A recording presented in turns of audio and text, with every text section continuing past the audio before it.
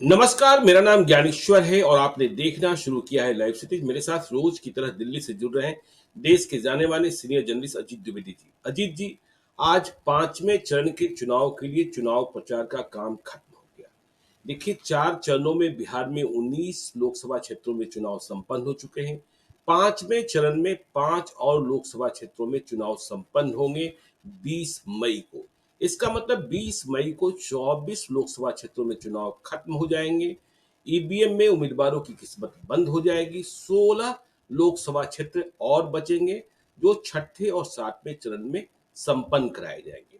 पांचवें चरण में जहां चुनाव प्रचार खत्म हुआ है, उनमें कई महत्वपूर्ण सीटें हैं। लालू यादव जो कहीं और नहीं गए, वे भी पांचवें चरण के चुनाव प्रचार के लिए छपरा में जाकर बैठ गए सारण में, क्योंकि वहां उनकी बिटिया, दूसरी बिटिया रोहिणी आचार्य, जिसके साथ उनका भावनात्मक लगाव बहुत ही ज्यादा है, क्योंकि एक ऐसी बेटी जिसने अपने पिता की जान बचाने के लिए किडनी दी। तो आज जिन क्षेत्रों में चुनाव प्रचार खत्म हुए हैं, वहां के बारे में हम बात करेंगे। वैसे देखिए, बिहार का मिजाज या देश का मिजाज कहें कि जब चुनाव प्रचार खत्म होता है, नेताओं का शोर बंद होता है, इसके बाद लोग गोलबंद होना और लोग असली मन बनाना शुरू करते हैं कि हमें किधर चलना है और किधर नहीं जाना है। एक बात और नोटिस की ही गई है इस चुनाव में भी, पहले के चुनाव में भी, कि मर्द जो है, मेल वोटर जो है, वे तो खूंटे से बंधे हुए दिखते हैं, चिल्पो मचाते हैं, हल्ला करते हैं, चुनावी जनसभाओं में शामिल होते हैं। लेकिन महिलाएं जो घर के भीतर हैं, वह भी स्वतंत्र फैसला कर रही हैं, मर्दों के इतर जाकर भी वोट दे रही हैं। इस बात की गारंटी नहीं है कि मर्द ने जिधर वोट दिया है उधर ही महिलाएं वोट देंगी। और यह कहा भी जा रहा है कि महिलाओं का झुकान एक तरफ अधिक है। इसलिए कई पॉलिटिकल पंडितों ने 4 चरणों के चुनाव के बाद केंद्र में सरकार किसकी बनने जा रही है, इसे लेकर भविष्यवाणी भी शुरू कर दी है। तो आज हम चर्चा करेंगे उन 5 लोकसभा क्षेत्रों, सीतामढ़ी, मधुबनी, मुजफ्फरपुर, सारण, हाजीपुर। इनमें कई क्षेत्रों में तो स्थितियां स्पष्ट है, लेकिन हाँ, कहीं कहीं लड़ाई है।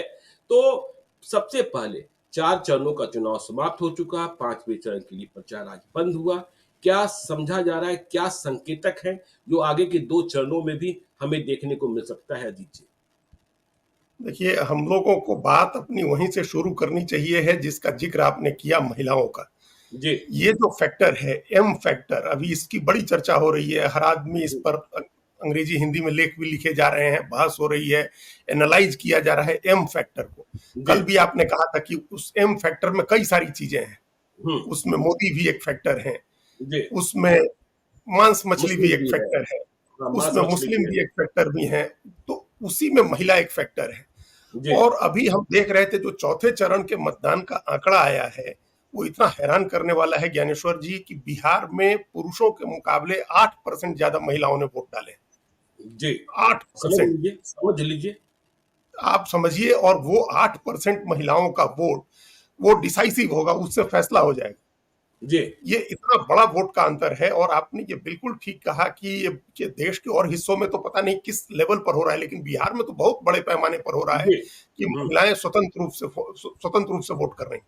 महिला एक इंडिपेंडेंट कॉन्स्टिट्यूएंसी के तौर पर इमर्ज ही हुई है बिहार में। ये बिल्कुल। देखिए, ये कैसी विडंबना है, जिसको सबसे पिछड़ा माना जाता है, जहां सबसे ज्यादा अशिक्षित लोग माने जाते हैं, वहां महिला एक अलग इंडिपेंडेंट कॉन्स्टिट्यूएंसी के तौर पर इमर्ज हुई। और इसका क्रेडिट जाता है नीतीश कुमार को। जी। ये नीतीश कुमार की को क्रेडिट है कि उनकी वजह से महिलाएं इमर्ज हुई, एक अलग इंडिपेंडेंट कॉन्स्टिट्यूएंसी के तौर पर अपने घर के मर्दों से अलग हटके उन लोगों ने वोट करना शुरू किया, हम्म। उन्होंने अपना हित पहचानना शुरू किया। और इसके लिए नीतीश कुमार हमेशा बार बार जब वो जिक्र करते हैं, तो इसी बात का वो जिक्र करते हैं जो दिखा है चौथे चरण में। जी। कोई नहीं कह सकता है कि ईवीएम में उन्होंने किसका बटन दबाया जाकर के, लेकिन हम्म। जो रुझान है या जो हिस्ट्री है, जो अभी रिसेंट पास्ट की हिस्ट्री आप देखिए, तो वो यही है कि महिलाओं का एक रुझान नीतीश कुमार की तरफ रहता है। और अगर नरेंद्र मोदी, नीतीश कुमार दोनों साथ हैं, फिर तो ये उनके लिए सोने पर सुहागा होता है। जी। तो एक ये है कि ये जनरल ट्रेंड है और हिस्ट्री है। इस बार इसमें क्या एक नया फैक्टर ऐड हो गया है ज्ञानेश्वर जी, कि कांग्रेस पार्टी ने कहा है कि हम हर महिला को 1 लाख रुपया देंगे साल में। जी। अब ये एक नया ट्विस्ट है इस मामले में। आप याद करिए कि कैसे पिछले साल मध्य प्रदेश का चुनाव हो रहा था और शिवराज सिंह चौहान ने लाडली बहना योजना की घोषणा की थी और कहा था कि हर जी, महीने 12,500 रुपया देंगे। तो हर महीने छत्तीसगढ़ में। 12,500 रुपया का महीना का मतलब हुआ 15,000 रुपया साल का देंगे, और जी, वो गेम चेंजर हो गया। नहीं, 12,500 रुपया हर महीना मतलब 1,50,000 साढ़े हुए ना। बारह सौ रुपया हर महीना, साढ़े 12,500 बारह रुपया। सौ रुपया हर महीना। जी, तो जी, इसका मतलब हुआ कि 15,000 रुपया साल का। जी। तो ये उन्होंने कहा था कि 12,500 देंगे। अरविंद केजरीवाल ने दिल्ली में कहा है कि हम 1,000 रुपया महीना देंगे महिलाओं को। हुँ, साढ़े हुँ। बारह सौ उन्होंने कहा था लाडली बहना में, 15,000 रुपया साल का। और इसी तरह से बगल के राज्य छत्तीसगढ़ में एक महतारी वंदन योजना शुरू हुई थी, जिसमें बिल्कुल। महिलाओं को, माताओं को पैसे देने का। और जी। ये गेम चेंजर हुई दोनों योजनाएं। अब छत्तीसगढ़ में कोई मान राहुल, ही नहीं रहा था कि छत्तीसगढ़ में कांग्रेस हार रही कोई है और कांग्रेस हारेगी। हाँ, पूरा उस परिदृश्य ही बदल योजना गया था। उस योजना ने हरा दिया, उस योजना में जी, रजिस्ट्रेशन कराया बीजेपी ने और उस योजना ने हरा दिया। तो जी, अब ये जो अब उसी तरह के तर्ज पर कांग्रेस भी कर रही है, घर घर गारंटी के फॉर्म भरवा रही है महिलाओं से वो और हुँ, लोगों से कि हम गारंटी देंगे। उसमें एक गारंटी है 1,00,000 रुपया साल का देने का। ये बहुत ज्यादा रकम होती है ज्ञानेश्वर जी, 8,500 रुपया महीना घर में जी, बैठे बैठे अगर किसी को मिलता है तो ये इसका बड़ा भारी लालच हो सकता है किसी के मन में हुँ। कि 10 किलो अनाज मिलेगा घर बैठे एक व्यक्ति को, और हाँ, घर ये में भी अगर बात दो हुई कि देखिए कैसे राशन और महिला, ये चौथे चरण के चुनाव के बाद मल्लिकार्जुन खड़गे को अनाउंस करना पड़ा कि हम गरीबों को 10 किलो राशन देंगे। ठीक है, वही। कांग्रेस के पास वो इकोसिस्टम नहीं है कि बहुत तेजी से वह गांव तक पहुंचा दे। देखिए ना, 5वें चरण के चुनाव की ओर हम बढ़ चुके हैं। बिहार में राहुल गांधी की सिर्फ एक सभा हुई है, ये भागलपुर में। कांग्रेस की ये कमजोरी है, कांग्रेस की कैंपेन वो लोग बहुत आराम आराम से कर रहे हैं और ये समझ रहे हैं जी, कि सिर्फ हमारे नैरेटिव का पर काम हो जाएगा। उस हुँ, नैरेटिव को लोगों तक ले जाना होता है। एक तो आपने 10 किलो अनाज की योजना अगर घोषित करनी थी तो आप चुनाव के शुरू में करते, बीच के चुनाव बिल्कुल। में आपने किया जब आधी सीटें निकल गई। हुँ, तो ये हम हमारा ये ऐसा लग रहा है ज्ञानेश्वर जी की 10 किलो अनाज और 8,500 रुपया महीना। अब सोचिए इसके बाद किसी को कुछ भी करने की क्या जरूरत होगी। 8,500 नहीं, रुपया महीना बिल्कुल। अगर ग्रामीण परिवेश में मिल रहा है किसी व्यक्ति को तो, और बाकी सारी सुविधाएं तो सब सरकारें दे ही रही हैं। तो जी, वो भी महिलाओं के बड़ी संख्या में वोट करने का एक मोटिवेटिंग फैक्टर हो सकता है, सिर्फ बिहार में नहीं और भी जगह। तो जी, इसलिए अभी अभी ये हम लोग नहीं आकलन कर सकते हैं, लेकिन जो रिसेंट पास्ट की हिस्ट्री है वो ये है कि महिलाएं जेडीयू और बीजेपी के लिए वोट करती हैं ज्यादातर। तो वोट परसेंटेज बढ़ने का एक फायदा उनको मिल सकता है। ओवरऑल अगर पॉलिटिक्स की बात करें, जो आपने कहा कि आधा चुनाव होने के बाद बिहार में जो आधा चुनाव बचा हुआ है वो बहुत इंपॉर्टेंट हो गया है, और उसमें बीजेपी का भी फैसला होना है, आरजेडी का भी फैसला होना है। उससे अभी तक पहला चुनाव, दूसरा चुनाव जो दूसरे चरण तक मतदान अलग तरह से हुआ, तीसरे चौथे चरण में अलग तरह से हुआ, पांचवें चरण में अलग तरह से हो सकता है, क्योंकि अब लोकल फैक्टर बहुत ज्यादा सीरियसली प्ले करते हम लोग को दिखाई दे रहे हैं। जी, कास्ट का इक्वेशन, अब लोग ये एनालाइज कर रहे हैं कि फला जगह पहले चरण में फला जाति ने तो हमारी जाति को वोट नहीं किया, हुँ, या अमुक जाति ने अमुक जाति को वोट नहीं किया, अमुक जाति ने बिट्रे कर दिया तो हम भी नहीं करेंगे उसको वोट। तो ये जी। सब चीजें कंसोलिडेट भी हुई है पोजीशन बीजेपी आरजेडी की अगर, तो उस कंसोलिडेशन के साथ एक तरह के बिखराव के भी बीज उसी में आ गए हैं। इसलिए जरा बारीकी से हम लोगों को आगे देखना होगा और लोगों का मूड पढ़ने की कोशिश करनी होगी कि सोसाइटी किस तरह से, अलग अलग कम्युनिटी किस तरह से रिएक्ट करती है आगे के चुनाव में। नहीं, ठीक कर रहे हैं। अब देखिए, महिलाओं की बात आपने कही कि स्वतंत्र इकाई के रूप में वो वोट कर रही हैं, 8% मर्दों से अधिक वोट किया है। इसके कारण भी हैं कि देखिए, यदि आप गाँव में जाएँगे, तो महिलाएँ रह जाती हैं। चाहे बेटा हो, चाहे पति हो, वह कमाने चला जाता है पंजाब, वह कमाने चला जाता है गुजरात, वह कमाने चला जाता है कर्नाटक और तमिलनाडु। तो फिर यहाँ वो अकेले होती हैं। फैसला वह खुद करती हैं। फिर कम क्यों हो जाते हैं मर्द? बेटा जिनके पास थोड़ा-सा संसाधन है, वह पढ़ने चला आया पटना के मुसल्लेपुर हाट में, और संसाधन है चलने पढ़ने चला गया दिल्ली के मुखर्जी नगर में, दिल्ली यूनिवर्सिटी में, और जिनके पास संसाधन नहीं है, उनका बेटा भी कहीं काम करने चला गया। तो महिलाएँ रह गई, जो बार-बार हम लोग कह रहे हैं कि बिहार में वह बुड्ढों का प्रदेश बनता जा रहा है कि अमीर का बच्चा पढ़ने जाएगा, गरीब का बच्चा गरीब कमाने का बच्चा जाएगा। कमाने। हाँ, हाँ, और गाँव में बूढ़े माँ-बाप रह जाएँगे। तो महिलाएँ क्या कर रही हैं, और 8,500 रुपए की बात मुझे लगता है कांग्रेस अभी गाँव-गाँव में पहुँचाने में सफल नहीं हुई है। इसके पहले बीजेपी अपनी योजनाओं को पहुँचा चुकी है। और जो नीतीश कुमार की आप बात कर रहे हैं, महिलाओं में एक सुरक्षा का भाव दिखता है कि नहीं, हम बाजार जा सकते हैं, खुद सब्जी खरीद सकते हैं, हम रात को भी लौट सकते हैं, यह सुरक्षा की भावना दिखती है। खैर, अब हम सीटों की बात करें, और सबसे पहले हम बात करें सारण की ही बात कर लेते हैं, सबसे हॉट सीट। जहां राजीव प्रताप रूडी हैं और सामने से रोहिणी आचार्य है, लालू यादव की दूसरी बेटी। लालू यादव खुद कैंपेन कर रहे हैं वहां जमे हुए। लेकिन देखिए, आज प्रचार खत्म हो गया। मुझे लगता है कि सारण में आरजेडी ने कुछ अलग तरीके से चुनाव नहीं लड़ा। जिस तरीके से बीजेपी कहीं कहीं पॉलिटिकल नहीं, इमोशनल चुनाव लड़ लेती है और जीत जाती है, तो इमोशनल कार्ड आरजेडी खेल सकती थी रोहिणी आचार्य के साथ। और दूसरी ओर राजीव प्रताप रूडी ने कभी कहा ही नहीं कि मैं रोहिणी आचार्य से लड़ रहा हूं। वे कहते रहे कि मैं लालू यादव से लड़ रहा हूं। सच ये है कि लालू यादव को कभी राजीव प्रताप रूडी हरा नहीं पाए। हाँ, राबड़ी देवी को हराया, चंद्रिका राय को हराया। चंद्रिका राय भी इस बार राजीव प्रताप रूडी के साथ ही हैं। रोहिणी किडनी देने वाली बेटी है। लेकिन सारण में हमने ऐश्वर्या राय की व्यथा भी सुनी कि इस परिवार ने ऐश्वर्या राय के साथ क्या व्यवहार किया, तो काउंटर भी हुआ। लेकिन फिर से हम वही बात कर रहे हैं कि सारण में मर्द जो है वह अपने अपने खूंटे में बंधे हुए दिख रहे हैं। शाम को 5 बजे जब चुनाव प्रचार खत्म हुआ है, यादव उधर गोलबंद है, राजपूत इधर गोलबंद है, दो बड़ी जातियां। लेकिन महिलाएं क्या करेंगी? क्या उनके भीतर जो भावनात्मक रिश्ता होता है, जो संवेदनाएं होती हैं, क्या उनके भीतर यह बात आएगी कि यह बेटी तो, देखिए सभी फक्र कर रहे हैं, यह बेटी तो किडनी देने वाली बेटी है, क्या इस आधार पर वोटिंग होगी? यदि इस आधार पर वोटिंग हो गई तो राजीव प्रताप रूडी के लिए मुश्किल होगी। लेकिन यदि यह आधार, जो हमने कहा कि इमोशनल पॉलिटिक्स नहीं कर पाए, यह एक बड़ी विडंबना कर सकते थे। लेकिन लालू यादव भी गए तो वो अपना जो ट्रेडिशनल पॉलिटिक्स है, यादव लोहार लोहार को समझा रहे थे कि जैसे गर्म लोहे पर हथौड़ा मारते हो वैसे हथौड़ा मारो। यह समझ में बात आई है। अब तो देखिए 48 घंटे भी और है अजीत जी। देखिए, इस तरह की सीटों पर आमतौर पर ट्रेडिशनल पॉलिटिकल दाव जो होते हैं वो काम नहीं करते हैं। देखिए, जी अब लालू यादव के समझाने से लोहार आरजेडी को अब वोट नहीं देगा, पहले देता था। अब जब लालू यादव पिछड़ों के मसीहा थे तब देता था, लेकिन नीतीश कुमार के इमरजेंस के साथ ही वो पॉलिटिक्स बदल गई। और जी उस ट्रेडिशनल पॉलिटिक्स में अब जाएंगे, अगर उस चश्मे से देखेंगे तो ये तय माने कि जितनी अत्यंत पिछड़ी जातियां हैं उनका रुझान एक बीजेपी जेडीयू की तरफ रहा है, तो वो तो उन्हीं के साथ जाएंगी। और वो उस आधार पर वोट, उस आधार पर पोलराइजेशन नहीं होगा। यहाँ एक ही कार्ड चल सकता है, और वो जो चलाना चाहिए था आरजेडी को वो था इमोशनल कार्ड। देखिए, जी हम एक वीडियो देख रहे थे और हमको बताया अभी लोगों ने, जो दिल्ली से सारण गए थे लोग, जो चुनाव देख करके आए, हम एक वीडियो देख रहे थे। दिल्ली की एक रिपोर्टर, महिला रिपोर्टर गई थी वहां, सारण घूम रही थी, जी और एक जगह महिलाओं ने उसकी गाड़ी रोकी और हाँ, उस लालू यादव किसी को जी देख करके बिल्कुल। कहा कि तुम लालू यादव की बेटी हो, हम लोग जी तुम्हारा समर्थन। इसका बिल्कुल। मतलब है कि वो बिना बताए लालू यादव की बेटी को लोग नहीं पहचानते, रोहिणी हम्म, आचार्य को नहीं पहचानते हैं वो।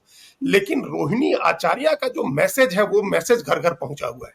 ये जी बड़ी बात होती है। देखिए, महात्मा गांधी हमेशा कहते थे कि व्यक्ति कभी महत्वपूर्ण नहीं है, मैसेज महत्वपूर्ण है। मैसेज जो जी है, जो संदेश है, और वो मैसेज कैसे होता है? मैसेज किसी के कहने से नहीं होता है, कभी भी कहने से नहीं होगा। व्यक्ति के आचरण से एक मैसेज बनता है। जो हमेशा गांधी कहते थे कि उनका जीवन जो है, उनका आचरण जो है, वो उनका उपदेश है, वो ही उनका संदेश है। वो उससे जी इतर कोई संदेश नहीं देना चाहते। तो हम्म, रोहिणी आचार्य का जो जीवन है, जो आचरण है, वो उनका मैसेज है।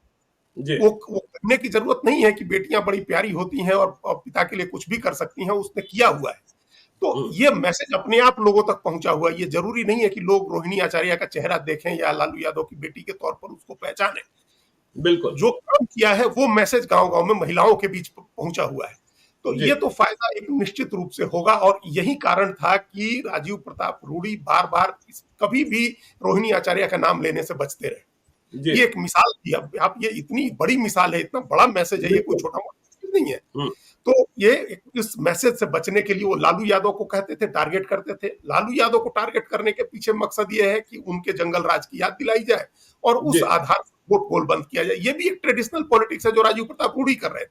जी वो भी कुछ नया नहीं कर सकते हैं सारण में, वो भी कुछ नया नहीं कर सकते। हम्म, नया करने की कोशिश, अगर ट्रेडिशनल पॉलिटिक्स में ही कुछ नया करने की कोशिश हो, तो वो लालू यादव ने की है कि बगल की सीट पर भूमिहार को लड़वाया है, ताकि हम्म, इसका एक फायदा मिले कि भूमिहार का वोट यहाँ रूडी को जाने के बजाय लालू यादव को जाए, क्योंकि बगल जी की सीट पर भूमिहार कैंडिडेट है। अगर हम्म, वो ट्रेडिशनल पॉलिटिक्स में वो ट्रेडिशनल पॉलिटिक्स का दाव काम आता है। अगर कुछ भी कोर वोट बीजेपी का तोड़ लेते हैं लालू यादव रोहिणी आचार्य के नाम पर, और जी दूसरा ये इमोशनल कार्ड पॉलिटिक्स चलता है, महिलाएं जी चुपचाप जाकर के रोहिणी आचार्य को वोट देती हैं, तब फिर वहां चुनाव एक तरफा हो जाएगा। ये आपने ठीक कहा कि पुरुष नहीं बचे हैं, नौजवान भी नहीं बचे हैं, वहां बहुत कम है। इसी वजह से वोटिंग परसेंटेज हम लोग के यहाँ कम होती है, क्योंकि जी एक्चुअल वोटर जिनके नाम मतदाता सूची में दर्ज है उसके मुकाबले एक्चुअल वोटर 20% से ज्यादा कम है, वहां वो रहता ही नहीं है वहां। बिल्कुल। और वो हमने अपने घरों में देखा है कि एक घर में 7-7 8-8 वोट है, लेकिन वोट डालने वाले घर में आप मोतिहारी शहर में सिर्फ 2 आदमी बचा हुआ है। जी किसी का बच्चा बेंगलोर पढ़ रहा है, किसी का बच्चा दिल्ली में पढ़ रहा है, किसी का बच्चा मोतिहारी से पटना में ही है, तो वो थोड़े वोट डालने जा रहा है। नहीं जा रहा तो है। इस वजह से जो है वोटिंग अगर कम होती, और ये हर जाति में है, तो महिलाएं रह गई हैं गांव में, जी शहरों कस्बों में भी। अगर वो चुपचाप जाकर के वोट डालती हैं तो फिर वो रोहिणी आचार्य के लिए बहुत फायदे का काम हो जाएगा। अगर वो वोट होता है उस अंदाज में, तब अगर इमोशनल कार्ड उनका प्ले हो जाता है, जो हमको लग रहा है कि कहीं ना कहीं काम चल रहा है। लेकिन राजीव प्रताप रूडी की ताकत यह है कि वो बहुत सुएब, स्मार्ट और टेक्नोलॉजी का इस्तेमाल करके अपना जी मैसेज लोगों तक पहुंचाने वाले नेता है। हम्म, तो नरेंद्र मोदी का नाम उन्होंने पहुंचाया हुआ है। जेडीयू बीजेपी का कोर वोट अगर वो डलवा लेते हैं, जो मैनेजमेंट हम लोग को देखना होगा परसों मतदान हम्म, के दिन वोटिंग हो रही होगी कि उनके वोटर कितने निकलते हैं। अगर जी अपने वोटर्स को निकालते हैं, बूथ पर जाते हैं, तब फिर बड़ी कांटे की लड़ाई वहां देखने को मिलेगी। पिछली बार की तरह बहुत आसान लड़ाई नहीं होगी। जब राबड़ी देवी को हराया था उन्होंने, और जितनी नजदीकी लड़ाई थी, उस तरह की लड़ाई इस बार भी देखने को मिल वहां अभी तक मिल रहा है। जो आपने बिल्कुल। कहा कि प्रचार बंद होने, भोंपू बंद होने के बाद बहुत जगह जी लोगों का मिजाज बनता है, लोगों का मन बनता है कि किसको वोट कर रहे हैं। तो अगले 36 घंटे में पता चलेगा सारण का मिजाज। अभी तो बैलेंस पर हमको दिख रहा है। चलिए, तो देखिए अगले 36 घंटे में सारण का मिजाज पता चलेगा। अब चलते हैं नॉर्थ बिहार के कैपिटल मुजफ्फरपुर की ओर। यहाँ चुनाव क्या कहें, देखिए चुनाव की स्थिति ही बहुत बाद में स्पष्ट हुई। उम्मीदवार कौन होगा इंडिया ब्लॉक से? बीजेपी ने तो अजय निषाद को बेटिकट कर ही दिया था। कैप्टन जय नारायण निषाद की जो लीगेसी है उसे समाप्त किया था। और बीजेपी ने भी मान लिया था कि मल्लाहों का नया नेता मुकेश सहनी उभर चुके हैं, जो दूसरे खेमे में बैठे हैं, इसलिए हमें कुछ नया प्रयोग करना होगा। तो मुकेश सहनी के ही पुराने चेले राजभूषण चौधरी निषाद को, जो पिछले 2019 में 4 लाख मतों से चुनाव हारे थे, उन्हें टिकट दे दिया गया। और कांग्रेस ने देर की अजय निषाद को टिकट देने में, और देरी का परिणाम यह निकला कि जो मुजफ्फरपुर से चुनाव लड़ने के लिए पिछले 2 साल से प्रयासरत थे विजेंद्र चौधरी, मुजफ्फरपुर के कांग्रेस विधायक, वे घर बैठ गए।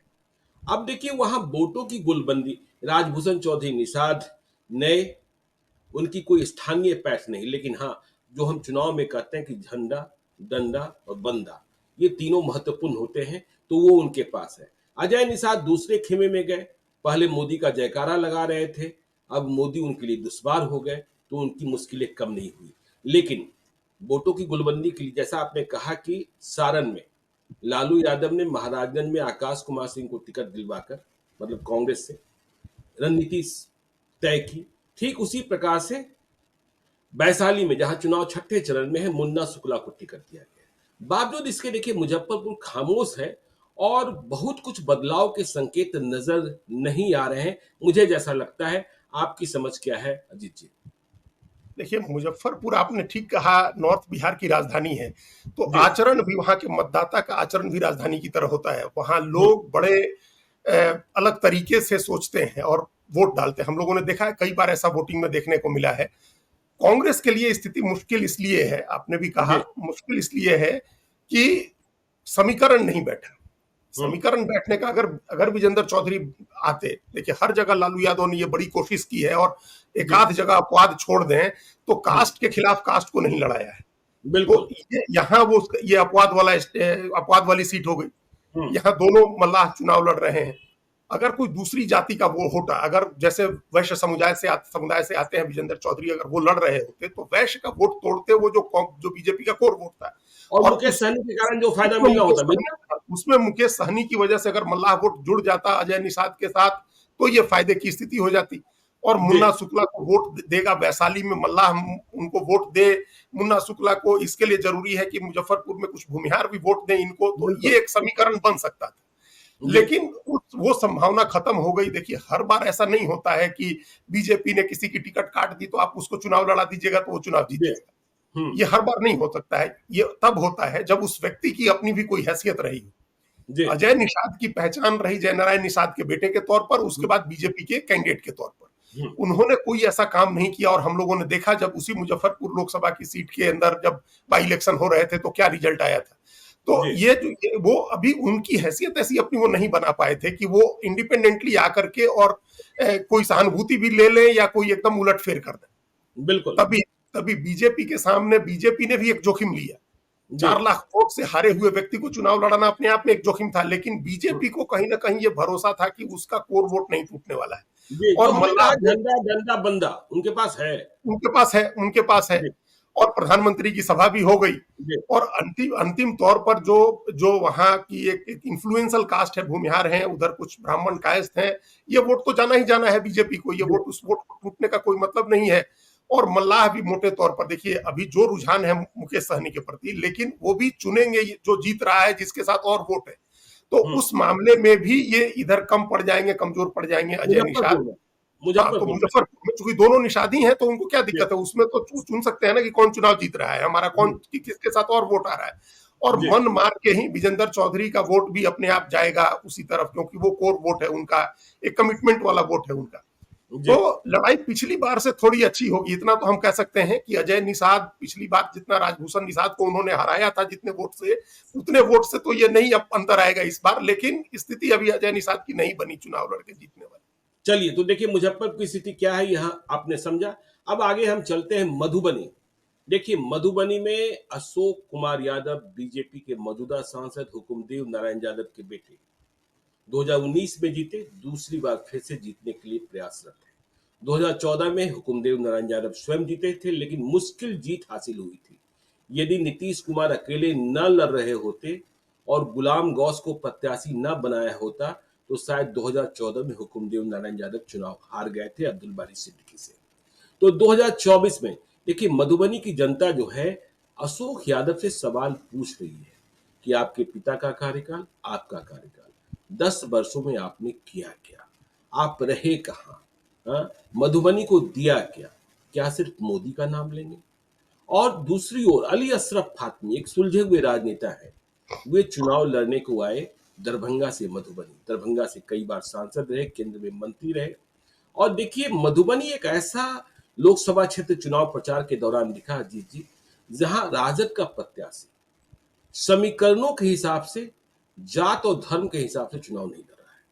जिस गारंटी की आप बात कर रहे थे, पता नहीं मैनेजमेंट क्या है अली अशरफ फातमी का, कोई पीछे कोई ना कोई तंत्र तो है। हर घर एक गारंटी जो जन वचन है, 24 जन वचन परिवर्तन के, उसका फॉर्म अली अशरफ फातमी ने भरवाया घर घर भेज के। वहां यह संदेशा पहुंचाने की कोशिश की गई कि हाँ यदि आप हमें वोट देंगे और यदि सरकार बनेगी तो नौकरियां मिलेगी, 500 में सिलेंडर मिलेगा, फिर जिस तरीके की और बातें हैं बिजली के बारे में है, महिलाओं के बारे में, महिलाओं को इतना पैसा मिलेगा। तो वहां चुनाव इस बात थोड़ी दूसरे किस्म से, कोई जाति और धर्म का तनाव नहीं दिखा। 2019 का नतीजा देखते हैं तो यादव ने आंख मूंद कर, लेकिन चूंकि इस बार ललित यादव पड़ोस में लड़ रहे थे दरभंगा में, जीत हार अपनी जगह है। तो यहां भी यादव ऐसा नहीं है कि वो एक तरफा 2019 की तरह चले गए अशोक यादव के साथ। तेजस्वी यादव की मजबूती और तेजस्वी यादव की गोलबंदी दिखाई पड़ती है और लड़ाई है, ठीक ठाक लड़ाई वहां दिखाई पड़ रही है अजीत जी। देखिए, मधुबनी को समझने के लिए उसका इक्वेशन दरभंगा से जुड़ा हुआ है, उसको भी समझना होगा। जी और एक बात तो ये ध्यान रखना है, अगर सिंपल ट्रेडिशनल तरीके से, क्लासिकल तरीके से अगर आप एनालाइज करेंगे तो हम्म, पिछली बार सबसे ज्यादा अंतर से बीजेपी की जीती हुई सीट है ये। जी क्योंकि पिछली बार ये जो वीआईपी को के हिस्से में ये सीट थी और उनके बद्रीपुर में बद्रीपुर में और चुनाव लड़ फिलहाल रहे देने थे में चुप कर दी थी। और उनको बहुत कम वोट आया था। हमको लगता है जी 14-15% वोट आया था, 14%। हमको प्रिसाइजली जो ध्यान आ रहा है, बड़ी मुश्किल से जमानत बची थी। और शकील अहमद साहब भी चुनाव लड़ गए थे। शकील अहमद साहब भी चुनाव लड़े थे। तो उस बार समीकरण एकदम एक तरफा वोट हुआ था अशोक यादव के लिए, यादव जी का भी, दूसरी तमाम जात ब्राह्मण का भी, जो एक वहां की पॉलिटिक्स का एक इंपॉर्टेंट फैक्टर है।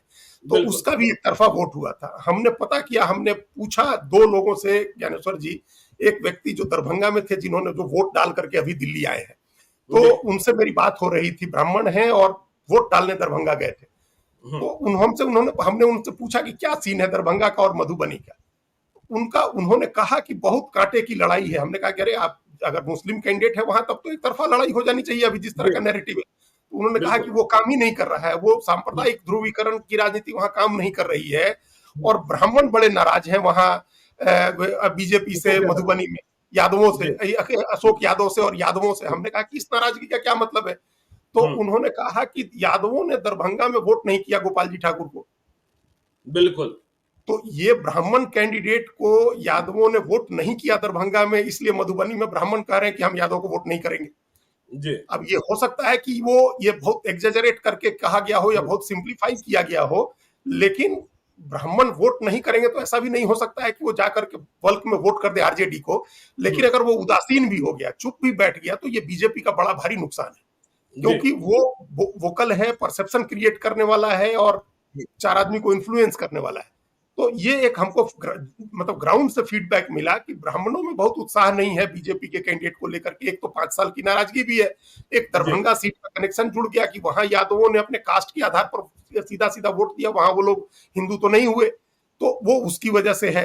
दूसरा क्या, अली अशरफ फातमी के साथ एक एडवांटेज है कि उनको चुनाव लड़ने का बहुत अपना अनुभव है पर्सनल, और वो जी। मैनेजमेंट के बड़े धनी हम्म। आदमी है। अशोक यादव मोटे तौर पर अपने पिता की लिगेसी और बीजेपी के नाम पर चुनाव लड़ रहे हैं, जी। तो इसकी वजह से एक ये फर्क आया हुआ है। वहां आप देखिए लड़ाई सचमुच कांटे की है, और वहां भी सारण की तरह हम लोग कहें तो अगला 36 घंटा बहुत इंपॉर्टेंट है, क्योंकि उसमें बहुत चीजें मेक और ब्रेक हाँ, होंगी। बिल्कुल ब्राह्मणों को बिल्कुल मनाने की बिल्कुल। कोशिश हो रही है और जी। यादवों को मनाने की कोशिश हो रही है, इधर से उधर से दोनों तरफ से। लेकिन हम्म। अगर अगर ये सब इसी तरह से चुप्पी साधे रहते हैं और चुपचाप जाकर के वोट करते हैं, तो फिर बहुत कंफ्यूजन अंत तक बना रहेगा में ये मधुबनी को लेकर। महिलाओं को ही देखना होगा महिलाएं क्या करती हैं। क्या करती चलिए हैं? अब हाँ। चलते हैं सीता मैया की धरती सीतामढ़ी में। सीतामढ़ी में देवेश चंद्र ठाकुर एनडीए के सबसे पहले घोषित किए गए उम्मीदवार। नीतीश कुमार ने नवंबर महीने में ही बिहार विधान परिषद के सभापति, सर्वगुण संपन्न हैं, मीठे बोलते हैं, लेकिन लड़िएगा तो तीखे लड़ते भी हैं। कानून का भी ज्ञान है और दोस्ती दुश्मनी दोनों बराबरी से निभाते हैं। तो उन्होंने चुनाव की तैयारी तो 4 महीने पहले से कर ली थी, और सामने बहुत देर से लाए गए अर्जुन राय, वे भी पूर्व सांसद रहे हैं, मूल रूप से शरद यादव की पाठशाला के छात्र रहे हैं। तो सीता मैया की धरती पर देवेश चंद्र ठाकुर बनाम अर्जुन राय, और जितना राग द्वेष था जेडीयू के भीतर, बीजेपी के भीतर, उसे देवेश चंद्र ठाकुर ने पाट लिया है। और सभी को पता है कि नीतीश कुमार के वे कितने करीब हैं, और बीजेपी के नेताओं से भी उनके रिश्ते कितने मीठे हैं। इसलिए वहां बीजेपी, जेडीयू, एलजेपी में कोई तनातनी नहीं दिख रही है। हाँ, आरजेडी की ओर कटुता है, हमें टिकट नहीं मिला। तो ये स्थिति बनती हुई दिखाई पड़ी वहां चुनाव प्रचार की समाप्ति पर। देखिए, हम लोग जेडीयू की बची हुई सीटों पर जब चर्चा कर रहे थे, तो हम लोगों ने इसकी चर्चा की, सीतामढ़ी की जेडीयू की सीट है, और 4 महीने पहले से वो चुनाव की तैयारी कर रहे थे। और बिहार में इतने लंबे समय तक लगातार, एक हमको महाचंद्र सिंह ध्यान आते हैं, एमएलसी रहने का रिकॉर्ड भी किसी के नाम से नहीं है। वो लगातार 4 टर्म से 24 साल, तो लगभग 24 साल तो उनको हो गए। और इस पूरे तिरहुत के इलाके में जितना जितना बारीक पॉलिटिक्स करने वाला, जितना सघन कैंपेन करने वाला, जितना बेहतर प्रबंधन करने वाला तरीका देवेश चंद्र ठाकुर के पास है, वो दूसरे किसी नेता के पास नहीं है। उन्होंने बहुत ढंग से चुनाव का प्रबंधन किया है। और जो आपने कहा कि उनके उनके साथ वहां किसी का बैर नहीं है, कोई दुश्मनी नहीं है किसी को साथ। और इसका कारण सिर्फ ये नहीं है कि वो बड़े नेता हैं, उनका बड़ा नाम रहा है और बड़ा देश में और जगह जगह, महाराष्ट्र, मुंबई से लेकर के दिल्ली तक उनकी बड़ी पहचान है, पहुंच है। उन्होंने अपने साधनों के दम पर सैकड़ों हजारों लोगों की मदद की। ये उनकी एक खूबी लोग मानते हैं, उस क्षेत्र के लोग बताते हैं कि आप काम लेकर के जाइए और आपका काम जेन्युइन है तो वो काम हो जाएगा। अगर सरकार के लेवल पर नहीं हो रहा है तो वो अपने लेवल पर कर देंगे काम। आपको मदद चाहिए है, वो अपने लेवल पर मदद कर देंगे। और ऐसी मदद नहीं है, सीधे मना भी कर देंगे, झुलाने वाली बात नहीं। वो मुंह पर मना करेंगे, वो आपको घुमाते नहीं रहेंगे कि अरे हम देखते हैं, हम फोन कर देते हैं, आप कल आइए तो परसों आइए। ये भी काम वो नहीं करते। ये भी उनका, इस खूबी की भी लोग चर्चा करते हैं। जी और आप किसी के बच्चे का एडमिशन कराना है देश के किसी भी हिस्से में, किसी को कहीं एडमिट जाके हॉस्पिटल में इलाज कराना है, किसी तरह की मदद की जरूरत है तो वो करते हैं। ये पर्सनल कनेक्ट है उनका अपने क्षेत्र के और उस पूरे इलाके के लोगों के साथ। जी फिर चुनाव प्रबंधन का उनको समय मिला जो उन्होंने किया, नीतीश कुमार से उनकी जो नजदीकी है, इससे जो जेडीयू बीजेपी का कोर वोट है वो उनके साथ जुड़ा। और जो आपने कहा आरजेडी के खेमे में एक तरह का बिखराव है, आरजेडी के जी खेमे में एकजुट होकर के लड़ने का कोई कोई जोश उत्साह नहीं दिख रहा है। तो बिल्कुल। जो जो जो उनका कोर वोट है, जो एमवाई के समीकरण का वोट है, मल्लाह और डबल एमवाई का समीकरण जो है, उसमें भी यादवों में भी नाराजगी है। कोई बहुत उत्साह के साथ कोई महागठबंधन के लिए वोट करने नहीं जा रहा है, ये जी उत्साह नहीं दिखेगा। और ये हम लोग देखेंगे, ये भी जेडीयू के लिए एक वॉकओवर वाली सीट है और बड़े अंतर से चुनाव जीत सकती है जेडीयू वहां। हालांकि अब वोट गिरने के बाद ही सब पता चलेगा, मालूम लेकिन होगा बिल्कुल। अभी जो स्थिति दिख रही है उसमें एडवांटेज है, काफी अच्छा एडवांटेज देवेश चंद्र ठाकुर को। चलिए देखिए, आप चलते हैं पांचवें चरण की अंतिम सीट, जहां सुपर फास्ट सिलेक्शन एक्सप्रेस दौड़ती रही। इलेक्शन एक्सपो लगा था, एक्सप्रेशन ऑफ इलेक्शन भी वहीं दिखाई पड़ रहा है। और यह सीट है हाजीपुर की सीट, रामविलास पासवान की सीट, जिसके उत्तराधिकारी बनने को आए हैं चिराग पासवान। और उनके सामने 2019 के ही पुराने खिलाड़ी शिवचंद्र राम को उतारा है। 2019 में पशुपति पारस से चुनाव हारे शिवचंद्र राम।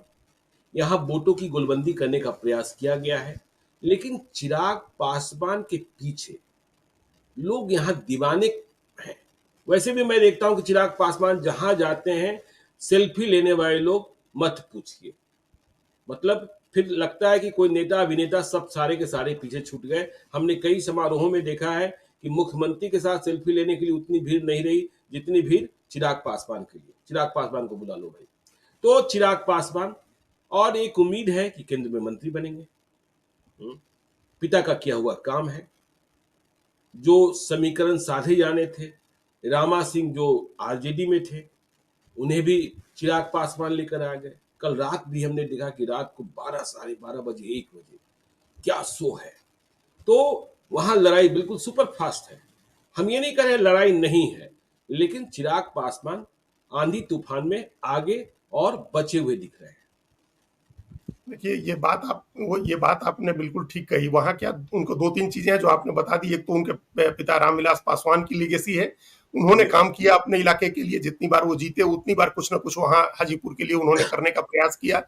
तो जी वो एक कॉन्स्टिट्यूएंसी के लोगों को लग रहा है कि अगर चिराग पासवान यहाँ से आ जाते हैं, यंग हैं, अभी इनकी उम्र 40-41 साल की है और ये आगे कैरी फॉरवर्ड करेंगे रामविलास पासवान की लीगेसी को, केंद्र में इनको मौका मिलेगा मंत्री बनने का और ये हाजीपुर के लिए कुछ ना कुछ करेंगे, अच्छा करेंगे। जी तो एक तो ये चीज है जिसकी वजह से एक मास के लिए होता है। देखिए इंडिविजुअल कनेक्ट अपनी जगह है, लेकिन 20-22 लाख की कॉन्स्टिट्यूएंसी में इस तरह का एक बड़ा नैरेटिव चलना चाहिए। तो बिल्कुल। बड़ा नैरेटिव ये है कि इनको प्रधानमंत्री मोदी मानते हैं, ये उनके हनुमान हैं और इनको मंत्री बनाया जाएगा, केंद्र में कोई अच्छा मंत्रालय मिलेगा और ये काम करेंगे। यहाँ अब अस्थायी रूप से हाजीपुर में रहेंगे, जिस तरह से रामविलास पासवान रहे, और यहाँ के उनके पिता के कामकाज को आगे बढ़ाएंगे।